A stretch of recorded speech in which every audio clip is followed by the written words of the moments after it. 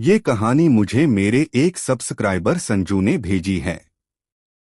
आप लोग वीडियो तो देख लेते हो, लेकिन वीडियो को लाइक नहीं करते और चैनल को सब्सक्राइब भी नहीं करते। अगर आपको ऐसी रियल हॉरर स्टोरीज पसंद हैं, तो वीडियो को लाइक जरूर करें और चैनल को सब्सक्राइब भी करें। अब जो कहानी आप सुनने वाले हो, वो उत्तराखंड के एक जंगल में हुई एक सच्ची घटना पर आधारित है। दिल्ली के चार दोस्त आरव, विक्रांत, करण और नंदिनी कॉलेज खत्म होने के बाद पहली बार कहीं घूमने जाने का प्लान बना रहे थे। चारों कई सालों से दोस्त थे और हर वीकेंड साथ घूमते थे, लेकिन इस बार उन्होंने कुछ अलग करने का सोचा। नंदिनी ने कहा कि उसे भीड़भाड़ वाली जगहों से दूर जाना है, जहां सिर्फ पहाड़, जंगल और सन्नाटा हो। तभी विक्रांत ने उत्तराखंड के एक ऐसे जंगल का नाम लिया जहां टूरिस्ट बहुत कम जाते थे। सबको ये आइडिया बहुत पसंद आया। चारों ने उसी रात कार से निकलने का प्लान बना लिया। अगले दिन शाम होते होते वो लोग शहर से बहुत दूर निकल चुके थे। सड़कें धीरे धीरे पतली होने लगीं, मोबाइल का नेटवर्क भी गायब होने लगा और चारों तरफ सिर्फ ऊंचे पेड़ और पहाड़ दिखाई देने लगे। नंदिनी को पहले तो ये सब बहुत अच्छा लग रहा था, लेकिन जैसे जैसे रात होने लगी, उसका दिल घबराने लगा। जंगल में अजीब सी खामोशी थी। हवा चलती तो पेड़ों की आवाज ऐसे आती जैसे कोई धीरे धीरे फुसफुसा रहा हो। उसने आरव से कहा कि हमें वापस चलना चाहिए, लेकिन बाकी तीनों ने उसकी बात को मजाक में टाल दिया। रात करीब 10 बजे वो लोग एक सुनसान जगह पर गाड़ी रोककर बैठ गए। विक्रांत ने बैग से शराब की बोतल निकाली और तीनों लड़के पीने लगे। नंदिनी को ये सब अच्छा नहीं लग रहा था। वो बार बार कह रही थी कि हमें होटल ढूंढ लेना चाहिए, लेकिन तीनों पर नशा चढ़ने लगा था और वो उसकी बात सुन ही नहीं रहे थे। धीरे धीरे माहौल अजीब होने लगा। जंगल की हवा अचानक ठंडी हो गई। दूर कहीं से किसी लड़की के रोने की आवाज सुनाई दी। नंदिनी डर गई और बोली कि कोई मदद मांग रहा है, लेकिन करण हंसने लगा और बोला, यहाँ कोई नहीं है, ये सिर्फ तेरे दिमाग का वहम है। कुछ देर बाद अचानक गाड़ी की हेडलाइट अपने आप बंद हो गई। चारों तरफ पूरी अंधेरा छा गया। सिर्फ चांद की हल्की सी रोशनी पेड़ों के बीच से आ रही थी। नंदिनी का डर अब बढ़ चुका था। उसने कहा कि हमें तुरंत यहां से निकलना चाहिए, लेकिन तीनों लड़कों का व्यवहार बदल चुका था। नशे में वो लोग अजीब अजीब बातें करने लगे थे। उस रात उस जंगल में जो हुआ, उसने चारों की जिंदगी हमेशा के लिए बदल दी। सुबह जब सूरज निकला तो जंगल में सिर्फ 3 लोग बचे थे। और वहीं से शुरू हुई उस लड़की की कहानी, जो अब जिंदा नहीं थी, लेकिन उसकी मौजूदगी हर रात उसी जंगल में महसूस की जाती थी। लोग कहते हैं कि जो भी वहां रात में जाता है, उसे पहले एक लड़की के रोने की आवाज सुनाई देती है और फिर वो कभी वापस नहीं आता। सुबह की हल्की धूप जैसे ही पेड़ों के बीच से नीचे उतरी, आरव, विक्रांत और करण की आंखें धीरे धीरे खुलीं। सिर भारी था, शरीर टूट रहा था और दिमाग पूरी तरह सुन्न था। कुछ सेकंड के लिए उन्हें समझ ही नहीं आया कि वो कहाँ हैं।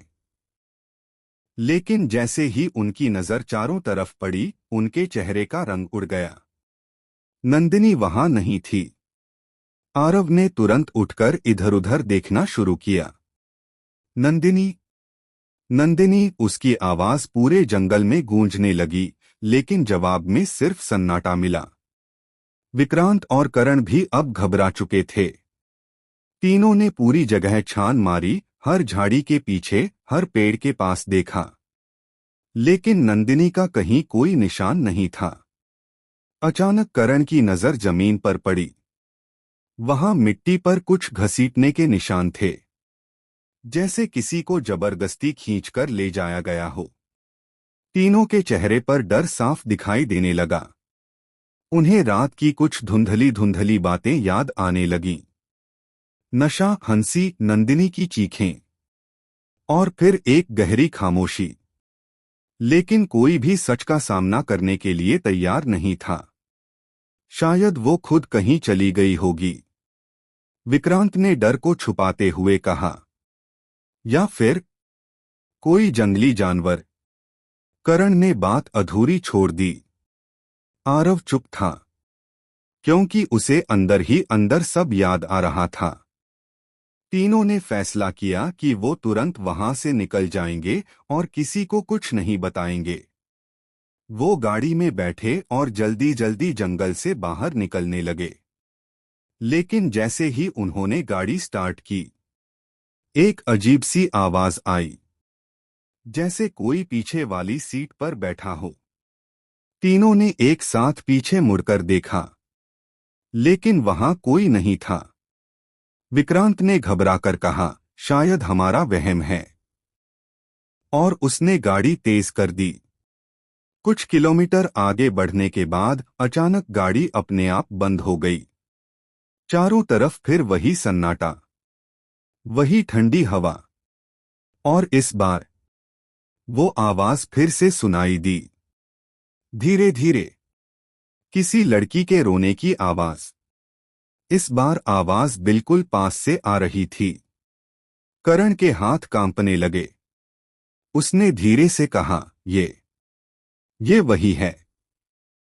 अचानक कार का दरवाजा अपने आप खुल गया। तीनों ने डर के मारे आंखें बंद कर लीं। हवा इतनी ठंडी हो गई जैसे बर्फ पड़ रही हो।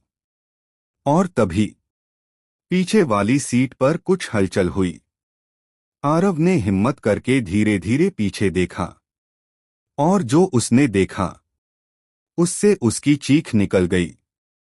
पीछे की सीट पर नंदिनी बैठी थी। उसके बाल पूरे चेहरे पर फैले हुए थे, कपड़े फटे हुए थे, और उसकी आंखें पूरी तरह काली हो चुकी थीं। वो धीरे धीरे अपना सिर ऊपर उठाती है और एक डरावनी मुस्कान के साथ कहती है, तुम लोग मुझे छोड़कर जा रहे थे। तीनों की सांसें रुक गईं। अचानक गाड़ी के शीशे अपने आप बंद हो गए, दरवाजे लॉक हो गए, और इंजन अपने आप चालू होकर फिर बंद होने लगा। नंदिनी की आवाज अब गुस्से से भरी हुई थी, अब कोई कहीं नहीं जाएगा।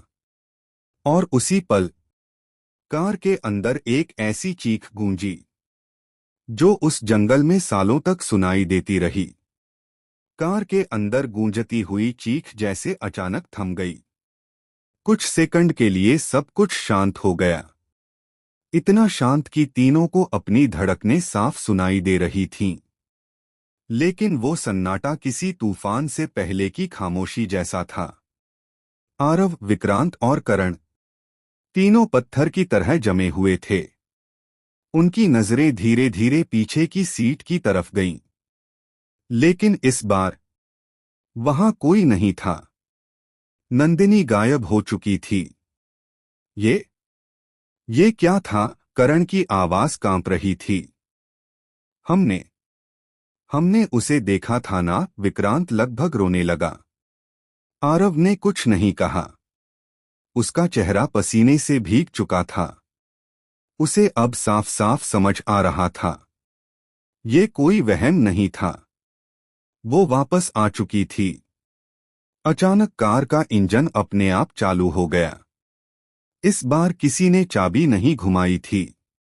गाड़ी धीरे धीरे आगे बढ़ने लगी, जैसे कोई अदृश्य ताकत उसे चला रही हो। गाड़ी रोक, गाड़ी रोक, करण चिल्लाया। लेकिन गाड़ी किसी के कंट्रोल में नहीं थी। तेज रफ्तार से वो जंगल के और अंदर जाने लगी। पेड़ों की टहनियां कार से टकरा रही थीं, शीशों पर खरोंचें पड़ने लगीं। अचानक सामने एक गहरा मोड़ आया, और बिना ब्रेक लगाए गाड़ी सीधे एक पेड़ से टकरा गई। धड़ाम! टक्कर इतनी जोरदार थी कि तीनों आगे की तरफ झटक गए। कुछ पल के लिए सब कुछ धुंधला हो गया। जब विक्रांत की आंख खुली तो उसने खुद को कार से बाहर जमीन पर गिरा हुआ पाया। उसके कानों में अजीब सी घंटी बज रही थी। उसने इधर-उधर देखा। आरव और करण भी कुछ दूरी पर पड़े थे। लेकिन फिर उसे कुछ अजीब महसूस हुआ। जंगल में फिर वही आवाज गूंज रही थी। धीरे धीरे किसी के चलने की आवाज। विक्रांत का दिल तेजी से धड़कने लगा। उसने डरते डरते पीछे देखा। पेड़ों के बीच एक साया खड़ा था। लंबे बाल, सफेद चेहरा और काली आंखें। वो नंदिनी थी। इस बार उसकी मुस्कान और भी डरावनी थी। वो धीरे धीरे विक्रांत की तरफ बढ़ने लगी। नहीं, नहीं, मुझे माफ कर दे। विक्रांत घुटनों के बल बैठ गया। उसकी आंखों से आंसू बह रहे थे। नंदिनी उसके सामने आकर रुक गई। कुछ सेकंड तक उसने बस उसे घूरा और फिर धीरे से बोली, जब मैं रो रही थी तब तुम हंस रहे थे। विक्रांत की सांसें तेज हो गईं। उसने भागने की कोशिश की, लेकिन उसके पैर जैसे जमीन से चिपक गए थे। अचानक नंदिनी का चेहरा बदलने लगा। उसकी आंखें और काली हो गईं। मुंह असामान्य तरीके से फैल गया और उसके बाल हवा में अपने आप उड़ने लगे। अब तुम्हारी बारी है। अगले ही पल एक जोरदार चीख पूरे जंगल में गूंजी। आरव और करण ने जैसे ही आवाज सुनी वो घबराकर उठे और उस दिशा में दौड़े। लेकिन वहां पहुंचकर जो उन्होंने देखा उससे उनके पैरों तले जमीन खिसक गई। विक्रांत जमीन पर पड़ा था। उसकी आंखें पूरी तरह खुली हुई थीं। चेहरा डर से जकड़ा हुआ और उसकी सांसें बंद हो चुकी थीं। उसके आसपास की मिट्टी पर अजीब से निशान बने हुए थे, जैसे किसी ने उसे जमीन पर घसीटा हो। लेकिन वहां कोई नहीं था। करण डर के मारे कांपने लगा। ये हमें मार देगी। आरव अब पूरी तरह टूट चुका था। उसने धीरे से कहा, ये सजा है, हमारे किए की सजा। तभी पीछे से वही ठंडी हवा चली और एक फुसफुसाहट उनके कानों में गूंजी। अभी दो बाकी हैं। दूसरा बदला। अब बचना नामुमकिन था। जंगल की ठंडी हवा में वो फुसफुसाहट जैसे अभी भी गूंज रही थी। अभी दो बाकी हैं। आरव और करण एक दूसरे की तरफ देख रहे थे, लेकिन दोनों की आंखों में अब सिर्फ डर नहीं, बल्कि पछतावा भी साफ दिखाई दे रहा था। विक्रांत की लाश उनके सामने पड़ी थी। उसका चेहरा ऐसा था जैसे उसने मरने से पहले कुछ बहुत ही भयानक देखा हो। करण अपने हाथों से सिर पकड़कर वहीं बैठ गया। हमसे बहुत बड़ी गलती हो गई। ये हमें छोड़ने वाली नहीं है। आरव ने कांपती आवाज में कहा, हमें यहां से भागना होगा। अभी। इसी वक्त दोनों बिना पीछे देखे जंगल के रास्ते भागने लगे। पेड़ों की टहनियां उनके चेहरे पर लग रही थीं, कपड़े फट रहे थे। लेकिन वो रुके नहीं।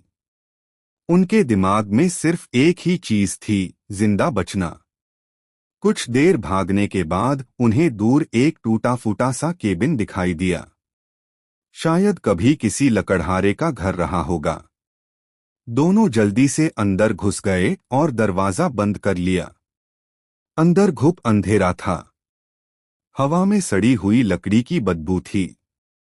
करण ने कांपते हुए कहा, शायद वो हमें यहां नहीं ढूंढ पाएगी। लेकिन जैसे ही उसने ये कहा, दरवाजे पर धीरे धीरे ठक ठक ठक की आवाज आने लगी। दोनों के दिल जैसे रुक गए। कौन है? करण ने हिम्मत करके पूछा। कुछ सेकंड तक कोई जवाब नहीं आया और फिर बाहर से वही जानी पहचानी आवाज आई, दरवाजा खोलो, मुझे अंदर आने दो। वो आवाज नंदिनी की थी। करण पीछे हट गया। नहीं, ये हमें मार देगी। अचानक दरवाजा अपने आप जोर जोर से हिलने लगा, जैसे कोई बाहर से उसे तोड़ने की कोशिश कर रहा हो। लकड़ी चरमराने लगी। आरव चिल्लाया, इसे पकड़, दरवाजा मत खुलने देना। दोनों ने मिलकर दरवाजे को पकड़ लिया, लेकिन बाहर की ताकत इंसानी नहीं थी। एक जोरदार झटके के साथ दरवाजा टूट गया, और उसके साथ ही एक तेज ठंडी हवा अंदर घुस गई। दोनों ने आंखें बंद कर लीं। कुछ सेकंड बाद जब उन्होंने आंखें खोलीं, तो सामने कोई नहीं था, लेकिन कमरे का माहौल बदल चुका था। दीवारों पर काले निशान उभर आए थे, जैसे किसी ने नाखूनों से खरोंच लगाई हो, और धीरे धीरे उन निशानों से खून टपकने लगा। करण अब पूरी तरह टूट चुका था। मैं यहां से नहीं बच पाऊंगा। अचानक उसके पीछे से किसी ने उसका कंधा पकड़ लिया। करण ने धीरे धीरे पीछे मुड़कर देखा। नंदिनी उसके बिल्कुल पीछे खड़ी थी। उसका चेहरा पहले से भी ज्यादा डरावना हो चुका था। आंखें पूरी काली और होठों पर खून जैसा लाल रंग। भाग क्यों रहे हो? उसने धीमी आवाज में कहा। जब मैं मदद मांग रही थी, तब तुम भागे क्यों नहीं? करण चीखते हुए पीछे हटने लगा, लेकिन उसके पैर लड़खड़ा गए और वो जमीन पर गिर पड़ा। मुझे माफ कर दे, प्लीज, वो रोते हुए बोला। नंदिनी धीरे धीरे उसके ऊपर झुक गई। माफी? अब बहुत देर हो चुकी है। अगले ही पल कमरे में एक भयानक चीख गूंजी। आरव डर के मारे कोने में खड़ा सब कुछ देख रहा था, लेकिन उसका शरीर जैसे जाम हो गया था। वो हिल भी नहीं पा रहा था। कुछ सेकंड बाद सब कुछ शांत हो गया। जब उसने धीरे धीरे नजर उठाई, तो करण जमीन पर पड़ा था, बिल्कुल शांत। उसकी आंखें खुली हुई थीं, और चेहरा डर से जकड़ा हुआ। अब सिर्फ एक ही बचा था, आरव। अचानक नंदिनी ने धीरे धीरे अपना सिर उसकी तरफ घुमाया। उसकी आंखें सीधे आरव की आंखों में टिक गईं, और वो मुस्कुराई। अब आखिरी बारी। केबिन के अंदर पसरी खामोशी अब पहले से भी ज्यादा भारी हो चुकी थी। करण की लाश जमीन पर पड़ी थी, और आरव को अब साफ समझ आ चुका था, अब अगली बारी उसकी है। उसकी सांसें तेज हो रही थीं, दिल इतनी जोर से धड़क रहा था जैसे अभी बाहर आ जाएगा। उसने डरते डरते चारों तरफ देखा, लेकिन नंदिनी कहीं दिखाई नहीं दे रही थी। यही सबसे बड़ा डर था, वो दिखती नहीं थी, लेकिन हर जगह थी। अचानक केबिन की दीवार पर टंगी एक पुरानी टूटी हुई शीशे की फ्रेम हिलने लगी। आरव की नजर उस पर पड़ी, और उसने देखा, उस शीशे में उसका खुद का चेहरा नहीं, बल्कि नंदिनी खड़ी थी। वो धीरे धीरे मुस्कुरा रही थी। आरव डर के मारे पीछे हट गया और बिना सोचे समझे केबिन से बाहर भाग गया। अब वो सिर्फ भाग रहा था, बिना दिशा के, बिना सोचे। जंगल और घना होता जा रहा था। रात फिर से गहराने लगी थी। आसमान में चांद बादलों के पीछे छिप गया, और चारों तरफ घुप अंधेरा फैल गया। भागते भागते अचानक आरव ठिठक गया। वो उसी जगह पर खड़ा था, जहां पिछली रात सब कुछ शुरू हुआ था। वही सुनसान जगह, वही पेड़, और जमीन पर अभी भी गाड़ी के टायर के निशान मौजूद थे, जैसे जंगल ने उसे वापस वहीं बुला लिया हो। तुम भाग नहीं सकते, पीछे से एक धीमी आवाज आई। आरव ने धीरे धीरे मुड़कर देखा। नंदिनी उसके पीछे खड़ी थी। इस बार उसका रूप पहले से भी ज्यादा भयावह था।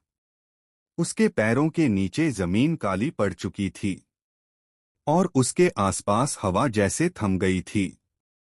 आरव घुटनों के बल गिर गया। उसकी आंखों से आंसू बहने लगे। मुझे माफ कर दो। मैं मैं डर गया था। हमसे गलती हो गई। उसकी आवाज टूट रही थी। नंदिनी धीरे धीरे उसके पास आई। गलती, उसने ठंडी आवाज में कहा, गलती वो होती है जो अनजाने में हो। कुछ पल के लिए सन्नाटा छा गया। तुम लोगों ने जो किया वो पाप था। हवा अचानक और ठंडी हो गई।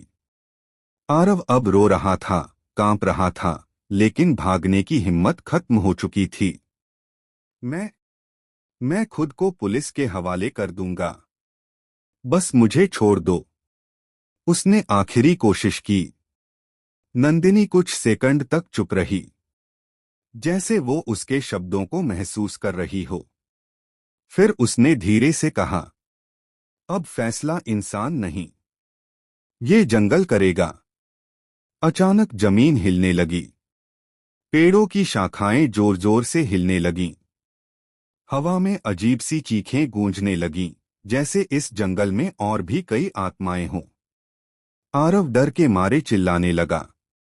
तभी जमीन के नीचे से जैसे किसी ने उसका पैर पकड़ लिया। उसने नीचे देखा। मिट्टी के अंदर से काले काले हाथ बाहर निकल रहे थे। वो उसे धीरे धीरे जमीन के अंदर खींचने लगे। नहीं, बचाओ! उसकी चीखें पूरे जंगल में गूंजने लगीं। नंदिनी बस खड़ी होकर उसे देख रही थी। उसकी आंखों में अब गुस्सा नहीं, बल्कि ठंडा सुकून था। कुछ ही सेकंड में आरव पूरी तरह जमीन के अंदर समा गया। और फिर सब कुछ शांत हो गया। जंगल फिर से वैसा ही हो गया, जैसे वहां कुछ हुआ ही न हो। लेकिन कहते हैं, उस दिन के बाद उस जंगल में जाने वाले लोगों को आज भी रात के समय 4 आवाजें सुनाई देती हैं। 3 लड़कों की चीखें और एक लड़की की धीमी हंसी।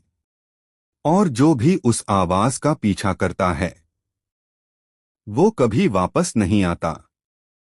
उस रात के बाद साल बीत गए, लेकिन उत्तराखंड के उस जंगल की कहानी धीरे धीरे एक खौफनाक रहस्य बन गई।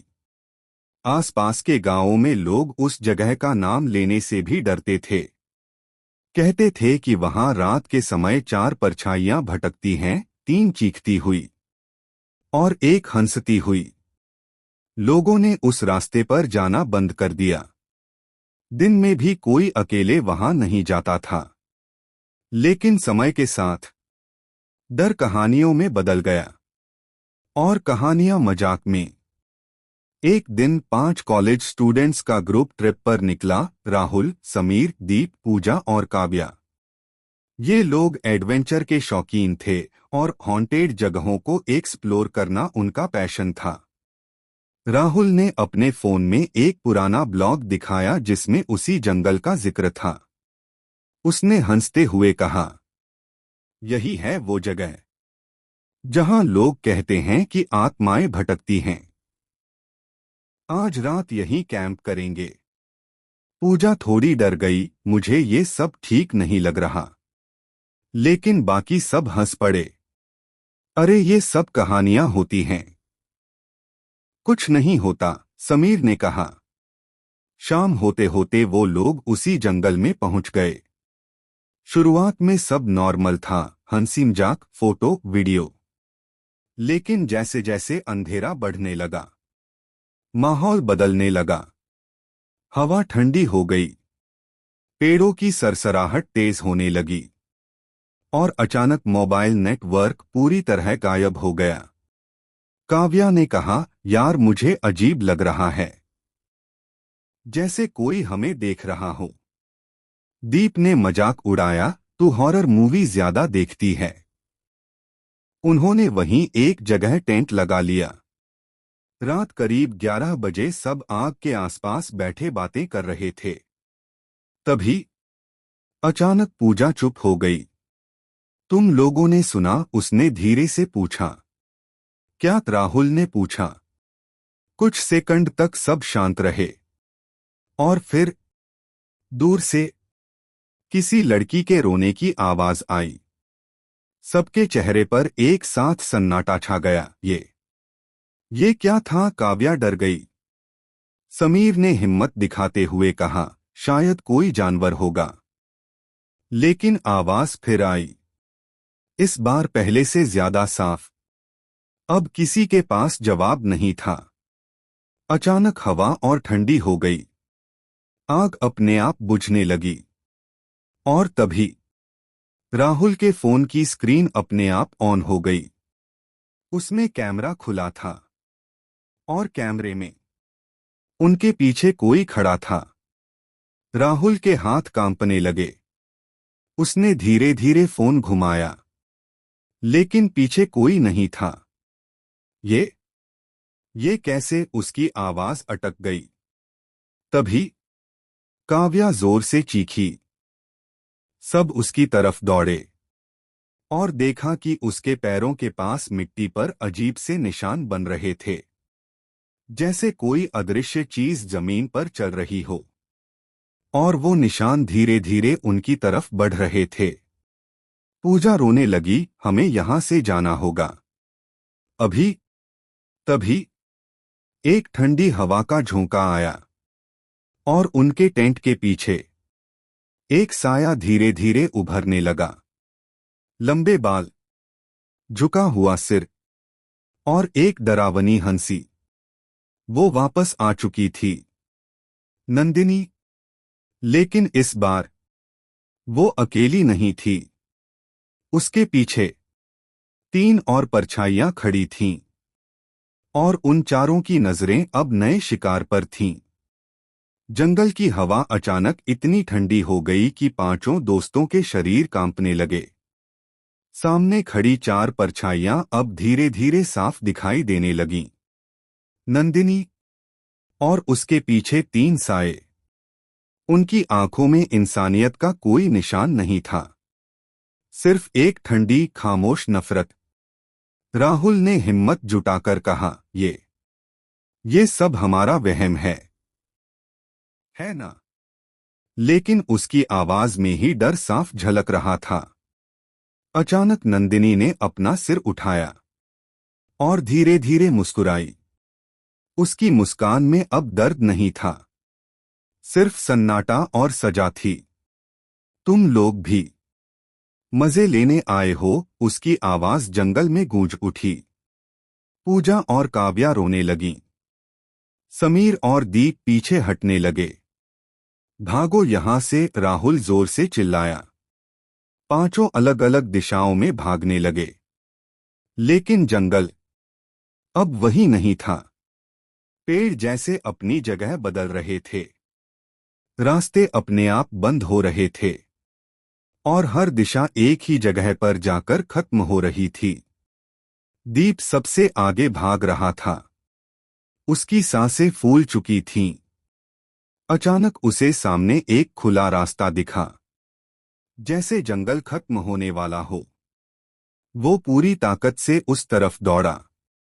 लेकिन जैसे ही वो उस रास्ते पर पहुंचा, उसका दिल बैठ गया। वो वापस उसी जगह खड़ा था, जहां से वो भागा था। ये कैसे हो सकता है? वो घबरा गया। तभी उसके पीछे से एक धीमी आवाज आई, भागकर कहाँ जाओगे? दीप ने धीरे धीरे पीछे मुड़कर देखा। नंदिनी उसके ठीक पीछे खड़ी थी। उसकी आंखें पूरी काली और चेहरा बेहद डरावना। दीप चीखता हुआ पीछे हटने लगा, लेकिन उसके पैर लड़खड़ा गए और वो गिर पड़ा। मुझे छोड़ दो। मैंने कुछ नहीं किया, वो कांपते हुए बोला। नंदिनी उसके करीब आई और झुककर उसके चेहरे के पास आ गई। तुमने नहीं किया, लेकिन तुम देखने आए थे। अचानक उसके पीछे तीनों साये और करीब आ गए। दीप ने उठकर भागने की कोशिश की, लेकिन इस बार जमीन ने उसका साथ छोड़ दिया। उसके नीचे की मिट्टी धंसने लगी और काले हाथ बाहर निकलकर उसे पकड़ने लगे। नहीं, बचाओ! उसकी चीख पूरे जंगल में गूंज उठी। बाकी चारों ने दूर से उसकी आवाज सुनी, लेकिन कोई उसकी मदद नहीं कर सका। कुछ ही पलों में दीप जमीन के अंदर समा गया और फिर सब शांत। अब 4 लोग बचे थे, राहुल, समीर, पूजा और काव्या। सब एक दूसरे को ढूंढते हुए फिर से एक जगह इकट्ठा हो गए। उनके चेहरों पर अब साफ डर था।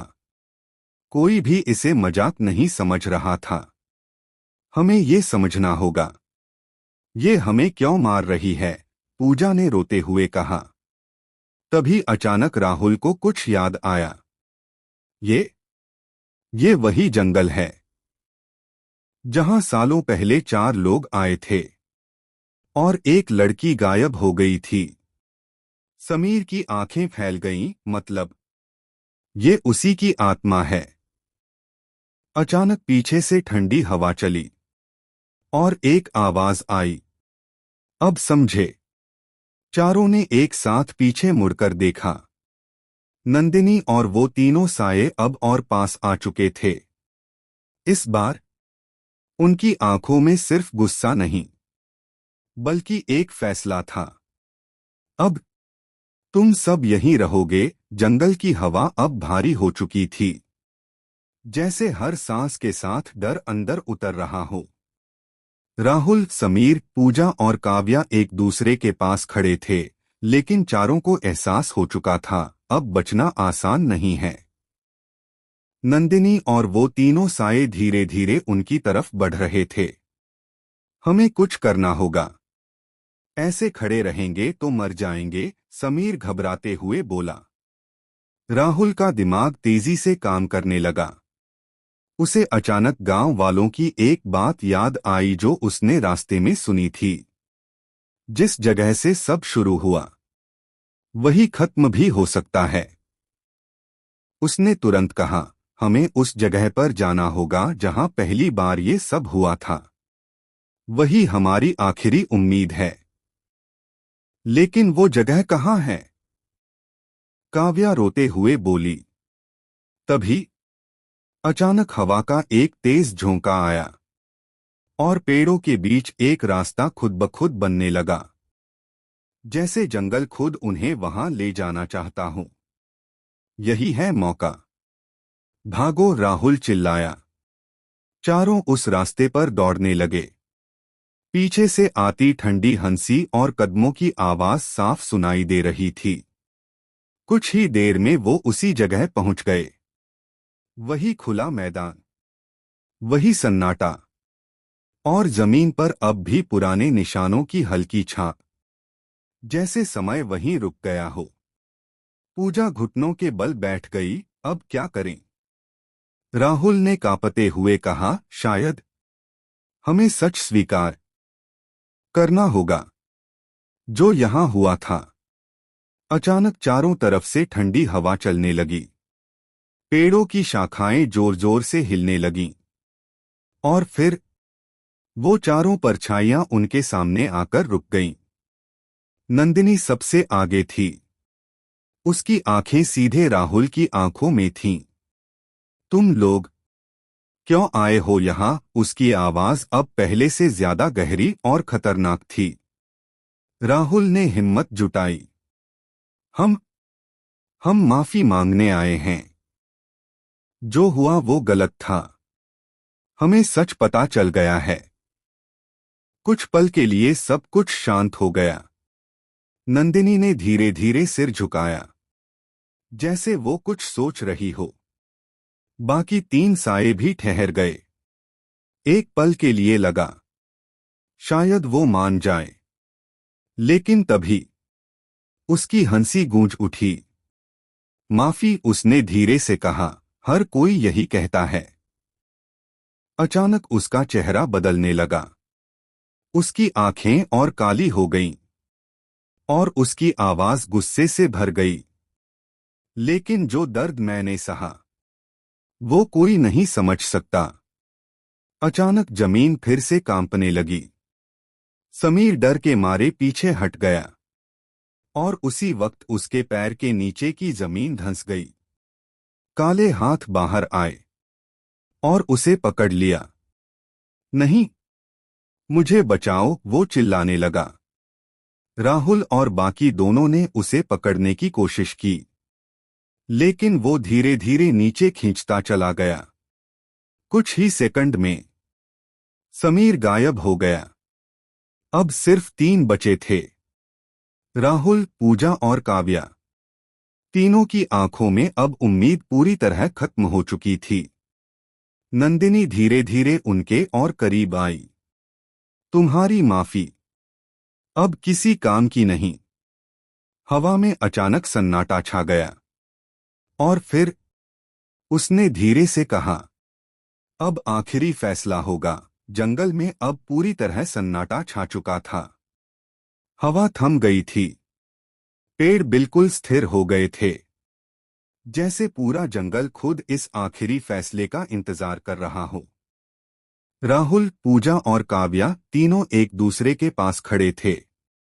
उनके चेहरों पर अब डर के साथ साथ एक अजीब सी स्वीकृति भी थी, जैसे उन्हें समझ आ गया हो कि अब जो होगा उससे बचना नामुमकिन है। नंदिनी उनके सामने खड़ी थी और उसके पीछे वो 3 साए। अब आखिरी फैसला होगा, उसकी आवाज गूंज उठी। राहुल ने कांपते हुए कहा, अगर अगर सजा देनी है तो मुझे दो। इन दोनों का कोई कसूर नहीं। पूजा और काव्या ने तुरंत उसे रोका, नहीं राहुल, हम साथ आए हैं तो जो होगा साथ झेलेंगे। नंदिनी कुछ पल तक उन्हें देखती रही। उसकी आंखों में इस बार गुस्से के साथ कुछ और भी था, जैसे वो उनके शब्दों को महसूस कर रही हो। साथ, उसने धीरे से कहा, तुम लोग साथ हो।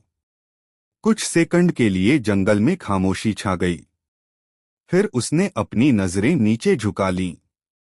अचानक उसके पीछे खड़े 3 साए धीरे धीरे कांपने लगे, जैसे उनमें कोई हलचल हो रही हो। राहुल ने ध्यान से देखा। उन सायों के चेहरे धीरे धीरे बदलने लगे। वो आरव, विक्रांत और करण थे, लेकिन उनके चेहरे पर अब डर नहीं, बल्कि पछतावा था।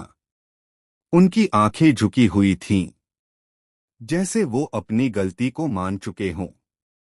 अचानक उनमें से एक साया आगे बढ़ा और नंदिनी की तरफ देखा। हमसे बहुत बड़ी गलती हुई, उसकी आवाज भारी थी। बाकी दोनों ने भी सिर झुका दिया। जंगल में हवा फिर से चलने लगी, लेकिन इस बार उसमें डर नहीं था, कुछ बदल रहा था। नंदिनी की आंखों से धीरे धीरे आंसू बहने लगे। पहली बार उसके चेहरे पर गुस्सा नहीं था। तुम लोगों ने मेरी जिंदगी खत्म कर दी, उसने धीमी आवाज में कहा। लेकिन तुम अब भी इंसानियत महसूस कर सकते हो। राहुल, पूजा और काव्या चुपचाप ये सब देख रहे थे। अचानक नंदिनी ने उनकी तरफ देखा। तुम तीनों अलग हो, उसने कहा। तुमने दर्द को समझा और साथ खड़े रहे। कुछ पल के लिए सब शांत हो गया। फिर उसने धीरे धीरे हाथ उठाया। जमीन कांपना बंद हो गई। काले हाथ गायब हो गए और जंगल का अंधेरा थोड़ा हल्का होने लगा। तुम लोग जा सकते हो, उसकी आवाज अब शांत थी। राहुल, पूजा और काव्या को यकीन नहीं हुआ, लेकिन उसने आगे कहा, ये कहानी कभी मत भूलना और किसी को भी इस जंगल को मजाक समझने मत देना। तीनों ने धीरे धीरे पीछे कदम बढ़ाए और फिर बिना रुके जंगल से बाहर भाग गए, जैसे ही वो जंगल की सीमा पार करते हैं। अचानक पीछे मुड़कर देखते हैं। वो जगह जहां अभी कुछ देर पहले सब कुछ हो रहा था, अब पूरी तरह खाली थी, जैसे वहां कभी कुछ हुआ ही नहीं।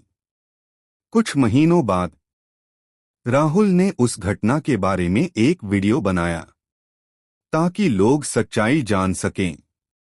लेकिन जब उसने वो वीडियो एडिट करना शुरू किया तो उसे एक अजीब चीज दिखी। वीडियो के आखिरी फ्रेम में, जहां वो पूजा और काव्या जंगल से बाहर निकल रहे थे, वहां उनके पीछे 4 परछाइयां खड़ी थीं। नंदिनी और वो तीनों।